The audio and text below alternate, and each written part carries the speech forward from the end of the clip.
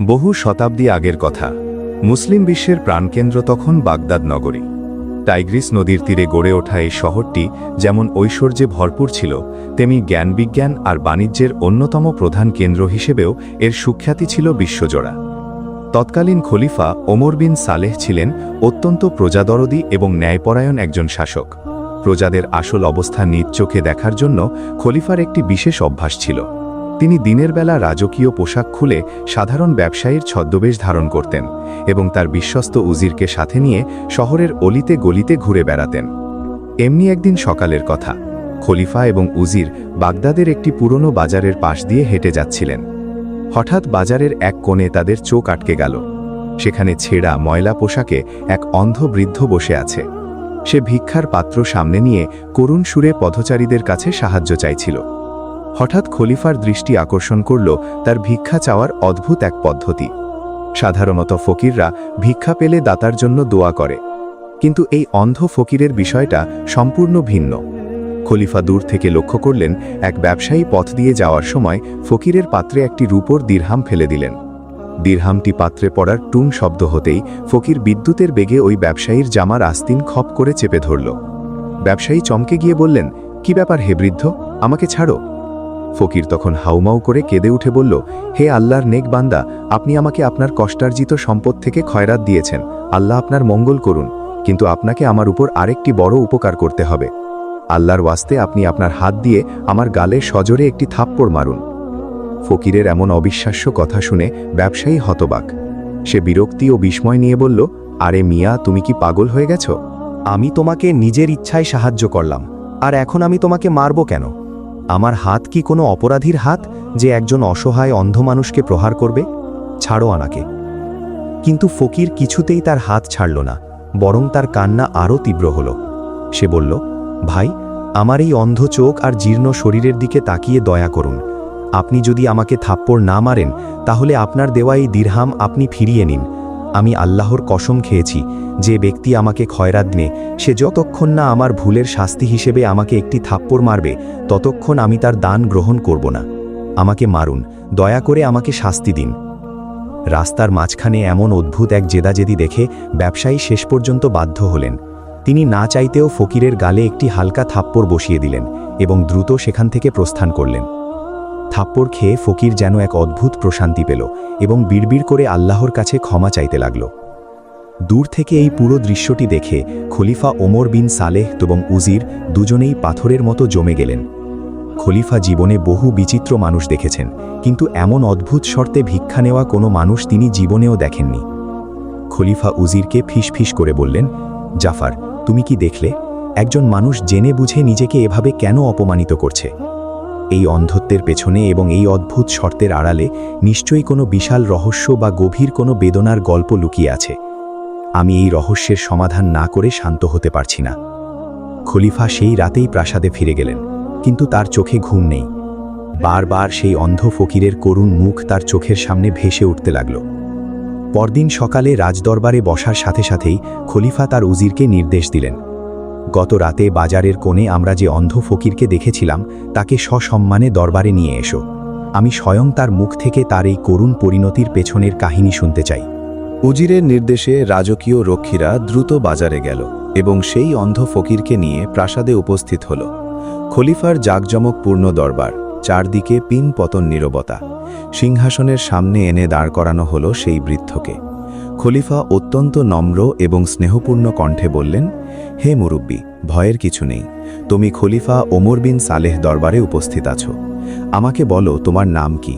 আর সবচেয়ে বড় প্রশ্ন হলো, মানুষ ভিক্ষা নিয়ে দোয়া করে, আর তুমি ভিক্ষার বিনিময়ে মানুষের কাছে থাপ্পড় কেন খাও? তোমার এই অদ্ভুত কাজের পেছনের সত্যটি আজ আমাদের সামনে উন্মোচন কর। যদি তুমি কিছু লুকাও, তবে আমি কঠোর হতে বাধ্য হব। খলিফার গম্ভীর অথচ দয়াপূর্ণ কণ্ঠস্বর শুনে ফকিরের শরীর কেঁপে উঠল। তার অন্ধ দুই চোখ বেয়ে অঝরে অশ্রু ঝরতে লাগল। সে একটি দীর্ঘশ্বাস ছেড়ে কাঁপা কাঁপা গলায় বলতে শুরু করল, হে আমিরুল মুমিনিন, আমার নাম খাজা আবদুল্লাহ। আজ আমাকে যে জরাজীর্ণ এবং অন্ধ অবস্থায় দেখছেন, আমি জন্ম থেকে এমন ছিলাম না। একসময় আমি বাগদাদের রাস্তায় ছেঁড়া কাপড় পরে ঘুরতাম না, বরং আমার পোশাক ছিল দামি রেশমের। আমি ছিলাম এই শহরের অন্যতম শ্রেষ্ঠ এবং ধনী এক সওদাগর। আমার ধন সম্পদ, দাসদাসী এবং প্রাসাদের কোনো অভাব ছিল না। আমার ব্যবসার পরিধি ছিল সিরিয়া থেকে ইয়েমেন পর্যন্ত। আমার নিজস্ব 100টি উটের এক বিশাল কাফেলা ছিল, যা সবসময় মহামূল্যবান বাণিজ্য সামগ্রীতে বোঝাই থাকত। খলিফা অবাক হয়ে বললেন, 100টি উটের মালিক, এত বড় সওদাগর, তাহলে আজ তোমার এই করুণ দশা কেন? ফকির আব্দুল্লাহ মাথা নেড়ে চরম বেদনার সাথে বললেন, আমার সবচেয়ে বড় শত্রু ছিল আমার নিজের ভেতরের লোভ। আমার এই অন্ধত্ব আর এই ভিক্ষাবৃত্তি আমার কোনো দুর্ভাগ্য নয়, বরং এটি আমার নিজের হাতের কামাই।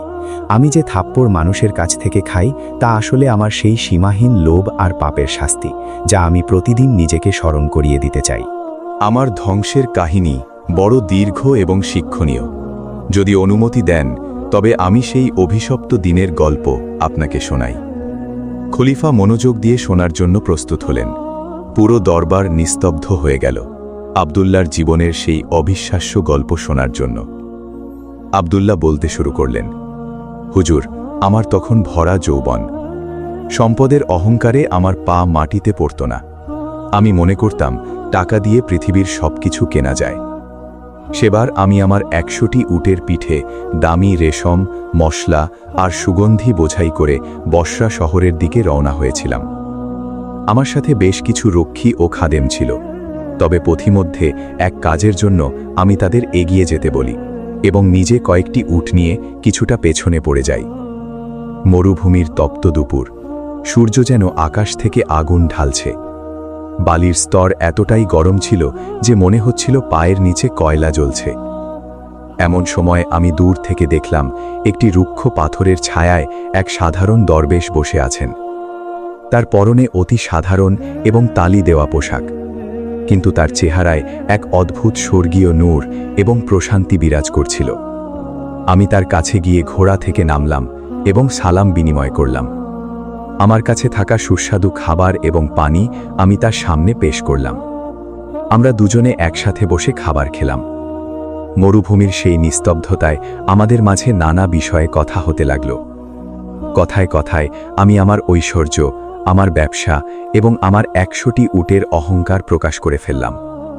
আমি বললাম, এই পৃথিবীতে সম্পদের চেয়ে বড় কোনো শক্তি নেই। দরবেশ আমার কথা শুনে মৃদু হাসলেন। তার সেই হাসিতে কোনো তাচ্ছিল্য ছিল না, বরং ছিল এক গভীর করুণা। তিনি শান্ত কণ্ঠে বললেন, হে আব্দুল্লাহ, তুমি মাত্র 100টি উট আর কিছু স্বর্ণমুদ্রা নিয়ে নিজেকে পৃথিবীর সবচেয়ে সুখী এবং শক্তিশালী মানুষ ভাবছ? তুমি তো সত্যিকারের ধন সম্পদ দেখনি। আমি এই বিরান মরুভূমির বুকে এমন একটি গোপন জায়গার সন্ধান জানি, যেখানে মাটির নিচে এত বিশাল গুপ্তধন লুকিয়ে আছে যে তুমি যদি তোমার এই 100টি উটের পিঠেও তা বোঝাই করো, তবুও সেই সম্পদের এক কানাকড়িও কমবে না। সেখানে সোনা দানা, হীরা জহরত যেন পাহাড়ের মতো স্তূপ হয়ে আছে। গুপ্তধনের কথা শোনা মাত্রই আমার ভেতরে ঘুমিয়ে থাকা লোভের রাক্ষসটি মুহূর্তের মধ্যে জেগে উঠল। আমার চোখ চকচক করে উঠল। আমি দরবেশের হাত চেপে ধরে বললাম, হে নেক বান্দা, আল্লাহর দোহাই, আপনি আমাকে সেই জায়গায় নিয়ে চলুন। আমি আপনাকে কথা দিচ্ছি, আমরা সেই গুপ্তধন উদ্ধার করে সমান 2 ভাগে ভাগ করে নেব, অর্ধেক আপনার, অর্ধেক আমার। দরবেশ কিছুক্ষণ চুপ থেকে আমার চোখের দিকে তাকালেন। হয়তো তিনি আমার ভেতরের লোভের আগুনটা দেখতে পাচ্ছিলেন, তবুও তিনি রাজি হলেন। তিনি বললেন, ঠিক আছে আব্দুল্লাহ, আমি তোমাকে সেখানে নিয়ে যাব, তবে শর্ত হলো আমরা তোমার 100টি উটের পিঠে সেই গুপ্তধন বোঝাই করব এবং তারপর অর্ধেক অর্থাৎ 50টি উট গুপ্তধন সহ আমার হবে আর বাকি 50টি উট তোমার হবে। আমি মনে মনে হিসাব কষলাম, 50টি উট বোঝাই খাঁটি সোনা আর হীরা, এ তো আমার বর্তমান সম্পদের চেয়ে 1000 গুণ বেশি। আমি আনন্দের আতিশর্যে দরবেশের শর্তের সাথে সাথে রাজি হয়ে গেলাম। আমরা দুজনে মূল রাস্তা ছেড়ে মরুভূমির এক অজানা, জনমানবহীন এবং ভয়ঙ্কর রাস্তার দিকে পা বাড়ালাম। আমি তখনও জানতাম না আমি আসলে সম্পদের দিকে নয়, বরং আমার নিজের ধ্বংসের দিকে এগিয়ে যাচ্ছি। দীর্ঘক্ষণ চলার পর আমরা এমন এক উপত্যকায় এসে পৌঁছলাম যা দেখতে অত্যন্ত ভৌতিক এবং ভীতিকর ছিল। চারদিকে 2টি বিশাল কালো পাথরের পাহাড় মাথা উঁচু করে দাঁড়িয়ে আছে। মাঝখানে এক সংকীর্ণ পথ, বাতাস সেখানে যেন গুমরে কাঁদছিল। দরবেশ একটি নির্দিষ্ট জায়গায় গিয়ে থামলেন। তিনি মরুভূমি থেকে কিছু শুকনো কাঁটাযুক্ত কাঠ সংগ্রহ করে আগুন জ্বালালেন। তারপর তার ঝোলা থেকে অদ্ভুত লাল রঙের একটি পাউডার বের করে সেই আগুনে নিক্ষেপ করলেন। সাথে সাথে আগুন থেকে ঘন নীল রঙের ধোঁয়া কুণ্ডলী পাকিয়ে আকাশে উঠতে লাগল। দরবেশ চোখ বন্ধ করে অজানা কোনো এক ভাষায় কিছু মন্ত্র বা দোয়া পড়তে লাগলেন। হঠাৎ পায়ের নিচের মাটি ভয়ঙ্করভাবে কাঁপতে শুরু করল। মনে হলো যেন ভূমিকম্প হচ্ছে। আমার চোখের সামনে সেই বিশাল কালো পাহাড় বিকট শব্দ করে মাঝখান থেকে দুই ভাগ হয়ে গেল। আমি ভয়ে কয়েক পা পিছিয়ে গেলাম, কিন্তু পাহাড়ের ভেতরের গুহার দৃশ্য দেখে আমার নিঃশ্বাস আটকে গেল। হুজুর, আমি আমার জীবনে অনেক রাজপ্রাসাদ দেখেছি, কিন্তু পাহাড়ের ভেতরের সেই দৃশ্য ছিল কল্পনারও বাইরে। সেখানে কোনো অন্ধকার গুহা ছিল না, বরং মনে হচ্ছিল যেন সোনার তৈরি এক আস্ত শহর। চারদিকে শুধু সোনা, রূপা, পান্না, চুনি এবং মুক্তার ছড়াছড়ি। মহামূল্যবান রত্নগুলো এমনভাবে জ্বলজ্বল করছিল যে আমার চোখ ধাঁধিয়ে যাচ্ছিল। দরবেশ শান্ত কণ্ঠে বললেন, যাও আব্দুল্লাহ, তোমার উটগুলোতে সম্পদ বোঝাই করে নাও। আমি পাগলের মতো সেই সম্পদের স্তূপের দিকে ছুটে গেলাম। আমার দুই হাত দিয়ে বস্তায় বস্তায় সোনা আর হীরা ভরতে লাগলাম। আমার ভেতরের লোভ এতই প্রবল হয়ে উঠেছিল যে আমি বস্তাগুলোকে এত ভারী করছিলাম যে উটগুলো ব্যথায় চিৎকার করছিল। আমি আমার 100টি উটের পিঠে ধারণ ক্ষমতার চেয়েও বেশি সম্পদ চাপিয়ে দিলাম। আমার যদি ক্ষমতা থাকত তবে আমি পুরো পাহাড়টাই তুলে নিয়ে যেতাম। সব বোঝাই করার পর যখন আমি হাঁপিয়ে উঠেছি, তখন দেখলাম দরবেশ সেই সোনার পাহাড়ের দিকেও তাকাচ্ছেন না। তিনি গুহার এক কোণায় গিয়ে ছোট কাঠের তৈরি অত্যন্ত সাধারণ একটি বাক্স মাটি থেকে তুলে নিলেন এবং সযত্নে নিজের পকেটে রাখলেন। আমি কিছুটা অবাক হলাম। এত হীরা জহরত থাকতে এই লোক সামান্য একটা কাঠের বাক্স কেন নিল? কিন্তু সম্পদের নেশায় আমি তখন এতটাই বুঁদ ছিলাম যে বিষয়টি নিয়ে আর বেশি ভাবলাম না। আমরা গুহা থেকে বাইরে আসার পর দরবেশ পুনরায় সেই মন্ত্র পড়ে আগুনে পাউডার ফেললেন। দেখতে দেখতে পাহাড়টি আবার আগের মতো জোড়া লেগে গেল। গুপ্তধন চিরতরে চোখের আড়াল হয়ে গেল। এবার শর্ত অনুযায়ী সম্পদ ভাগ করার পালা। 100টি উটকে 2 ভাগে ভাগ করা হলো। 50টি উট আমি নিলাম এবং বাকি 50টি উট দরবেশকে বুঝিয়ে দিলাম। আমরা একে অপরের সাথে হাসি মুখে কোলাকুলি করলাম এবং নিজ নিজ গন্তব্যের দিকে হাঁটা শুরু করলাম।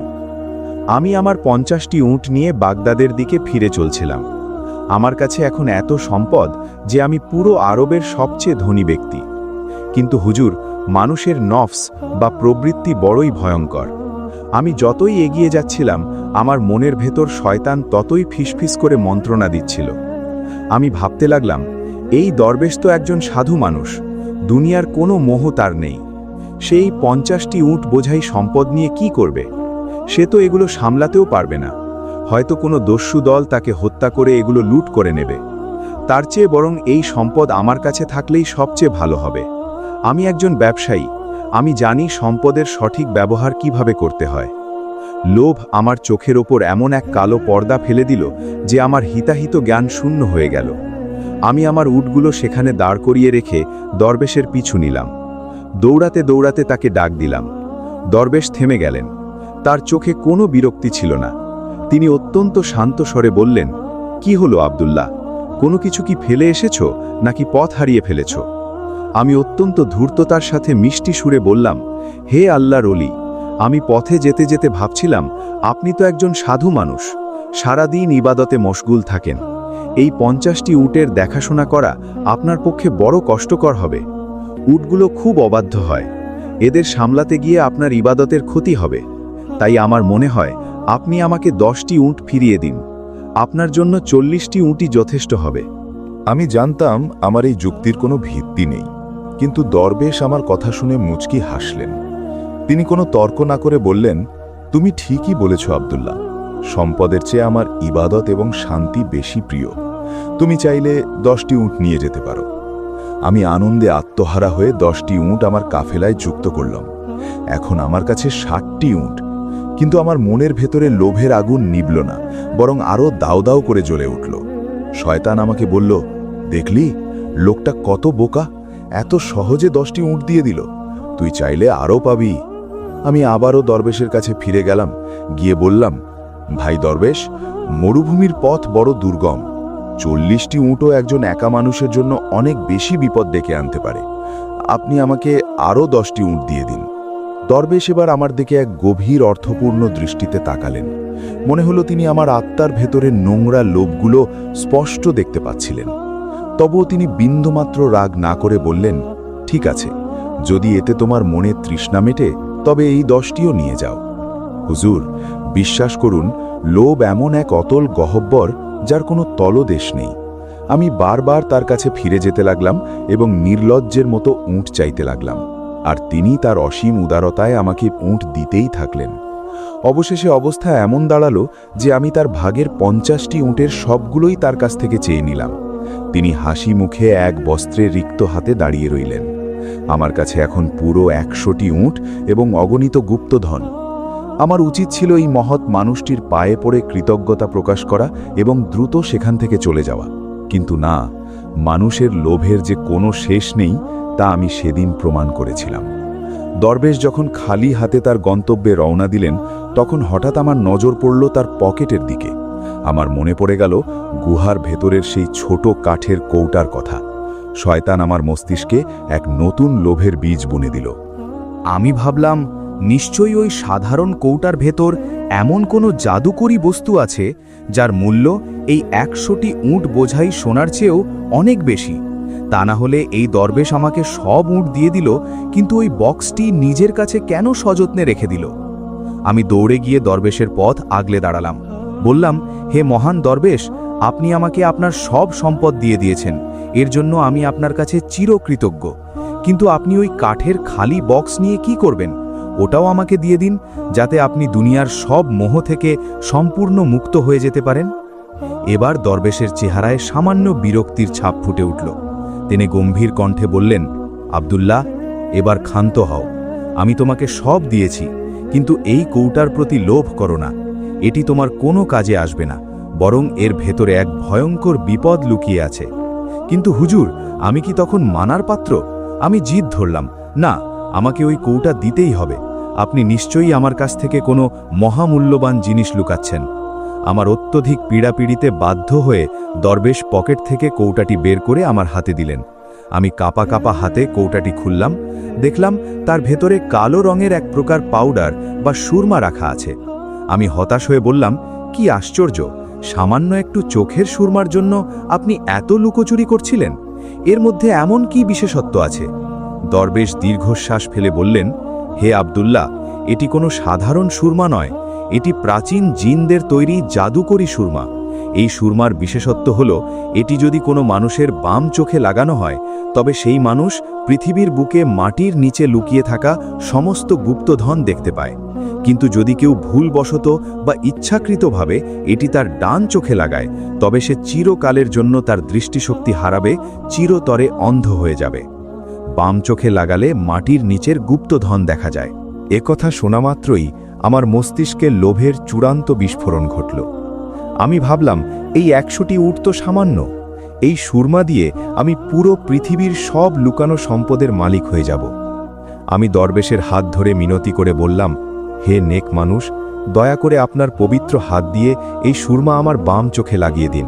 আমি এর জাদু দেখতে চাই। দরবেশ আমাকে অনেক বোঝানোর চেষ্টা করলেন। বললেন, আব্দুল্লাহ, লোভ মানুষকে ধ্বংস করে দেয়। আল্লাহ তোমাকে যা দিয়েছেন তা নিয়ে সন্তুষ্ট থাকো। এই সুরমা তোমার জন্য কল্যাণকর হবে না। কিন্তু আমি তো তখন অন্ধকারের ঘোরে আচ্ছন্ন। আমার জোড়াজড়িতে দরবেশ বাধ্য হয়ে সামান্য সুরমা নিয়ে আমার বাম চোখে লাগিয়ে দিলেন। হুজুর, সুরমা লাগানোর পর আমি চোখ মেলতেই এক অবিশ্বাস্য দৃশ্য দেখতে পেলাম। আমার চোখের সামনে মরুভূমির বালির স্তর যেন স্বচ্ছ কাচের মতো হয়ে গেল। আমি দেখতে পাচ্ছিলাম মাটির বহু নিচে কোথায় সোনার খনি, কোথায় হীরের স্তর, কোথায় লুকানো গুপ্তধনের সিন্দুক। আমি আনন্দে পাগলের মতো নাচতে শুরু করলাম। কিন্তু আমার ধ্বংসের পেয়ালা তখনও কানায় কানায় পূর্ণ হয়নি। আমার মাথায় এক শয়তানি যুক্তির উদয় হল। আমি ভাবলাম, বাম চোখে লাগালে যদি গুপ্তধন দেখা যায়, তবে ডান চোখেও যদি এই সুরমা লাগাই, তাহলে হয়তো জাদুকরী শক্তি বলে আমি এই সকল গুপ্তধন মুহূর্তের মধ্যে নিজের আয়ত্তে নিয়ে আসতে পারব। এই দরবেশ নিশ্চয়ই আমার সাথে মিথ্যে বলছে। সে চায় না আমি দুনিয়ার সবচেয়ে ক্ষমতাবান মানুষ হই। আমি দরবেশকে বললাম, এবার এই সুরমা আমার ডান চোখেও লাগিয়ে দিন। দরবেশ আতঙ্কিত হয়ে পিছিয়ে গেলেন। তিনি চিৎকার করে উঠলেন, আব্দুল্লাহ, খোদাকে ভয় করো। তুমি কি ভুলে গেছো আমি কি বলেছিলাম? ডান চোখে লাগালে তুমি চিরতরে অন্ধ হয়ে যাবে। তোমার দুনিয়ায় অমাবস্যার অন্ধকার নেমে আসবে। এই বোকামি করো না। কিন্তু আমি দরবেশের কথায় কর্ণপাত করলাম না। আমি রাগে অন্ধ হয়ে বললাম, আপনি আমার সাথে প্রতারণা করছেন। আপনি আমায় ঈর্ষা করেন। আমি আপনার কোনো কথা শুনতে চাই না। আপনি যদি নিজ হাতে না লাগান তবে আমি জোর করে আপনার কাছ থেকে সুরমা ছিনিয়ে নিয়ে লাগাবো। দরবেশ অত্যন্ত হতাশ এবং ব্যথিত হলেন। তিনি ছলছল চোখে বললেন, ঠিক আছে আব্দুল্লাহ, যদি বিধিলিপি এটাই হয় তবে আমি কে তোমাকে বাঁচানোর? নাও, ভোগ করো তোমার লোভের চূড়ান্ত ফল। দরবেশ তার কাপা কাপা হাতে সামান্য সুরমা নিলেন এবং আমার ডান চোখে লাগিয়ে দিলেন। হুজুর, জাহাপনা, সেই সুরমা আমার ডান চোখে স্পর্শ করার সাথে সাথেই যেন বজ্রপাত হল। আমার চোখের সামনের সেই গুপ্তধন, সেই মরুভূমি, সেই আলো সবকিছু এক নিমেষে হারিয়ে গেল। এক নিশ্ছিদ্র জমাট বাঁধা কালো অন্ধকার আমার দুই চোখ গ্রাস করে নিল। আমি বুঝতে পারলাম আমার চোখের আলো চিরতরে নিভে গেছে। আমি বালির ওপর লুটিয়ে পড়ে আর্তনাদ করে উঠলাম, হে দরবেশ, এ কি হলো? আমি তো কিছু দেখতে পাচ্ছি না। আমি অন্ধ হয়ে গেলাম। দরবেশের কণ্ঠে তখন আর কোনো মায়া ছিল না। তিনি অত্যন্ত কঠিন স্বরে বললেন, আমি তোমাকে বারবার সতর্ক করেছিলাম আব্দুল্লাহ, কিন্তু তোমার লোভ তোমার চোখের আলোকে গ্রাস করেছে। আমি কাঁদতে কাঁদতে মাটিতে হামাগুড়ি দিয়ে দরবেশের পা জড়িয়ে ধরলাম। বললাম, আমাকে ক্ষমা করে দিন। আমার সব উট, সব সোনা, সব সম্পদ আপনি নিয়ে নিন। শুধু আমাকে একটিবারের জন্য আমার চোখের আলো ফিরিয়ে দিন। আমি আর কিছু চাই না।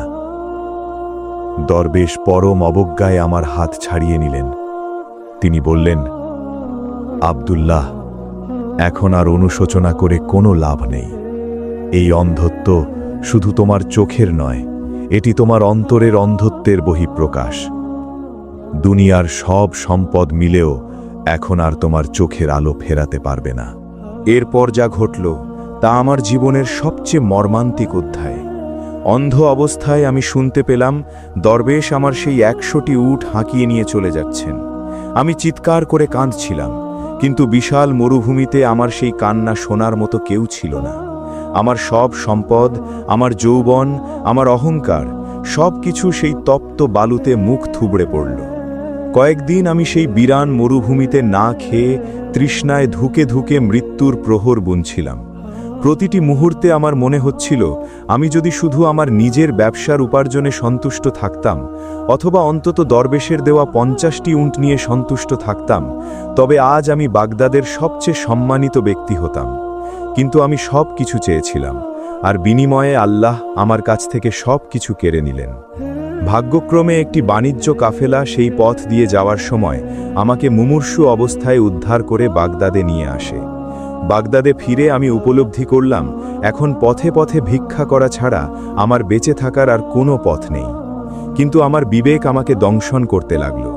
আমি সিদ্ধান্ত নিলাম, আমি মানুষের কাছে শুধু ভিক্ষা মানব না, বরং আমার এই জঘন্য লোভের প্রায়শ্চিত্ত করব। তাই আমি আল্লাহর নামে কসম খেলাম, যে ব্যক্তি আমাকে ভিক্ষা দেবে তাকে অবশ্যই আমার গালে একটি থাপ্পড় মারতে হবে, যাতে এই থাপ্পড়ের আঘাতে আমার প্রতি মুহূর্তে স্মরণ থাকে যে অতিরিক্ত লোভের পরিণতি কতটা ভয়ানক। এই থাপ্পড় আমার গালে নয়, আমার ভেতরের মরে যাওয়া নফসকে আমি মারতে বলি। আমিরুল মুমিনিন, এই হলো আমার কাহিনী। আমি এক অভিশপ্ত পোড়া কপাল সওদাগর, যে নিজের লোভের আগুনে নিজের জীবনকে পুড়িয়ে ছাই করে দিয়েছে। গল্প শেষ করে আব্দুল্লাহ দরবারের মেঝেতে লুটিয়ে পড়ে অঝরে কাঁদতে লাগলেন। খলিফা ওমর বিন সালেহ এবং উজির সহ উপস্থিত সকল সভাসদদের চোখ অশ্রু সজল হয়ে উঠল। দরবারে নেমে এলো এক পিনপতন নীরবতা। খলিফা ওমর বিন সালেহ নিজের সিংহাসন থেকে নেমে এলেন। তিনি নিজ হাতে অন্ধ আব্দুল্লাহকে মাটি থেকে তুলে ধরলেন। খলিফার গলায় এক অদ্ভুত আর্দ্রতা। তিনি বললেন, হে আব্দুল্লাহ, নিঃসন্দেহে লোভ মানুষের সবচেয়ে বড় শত্রু। তোমার এই কাহিনী হাজারো ওয়াজ এবং উপদেশের চেয়েও অধিক শিক্ষণীয়।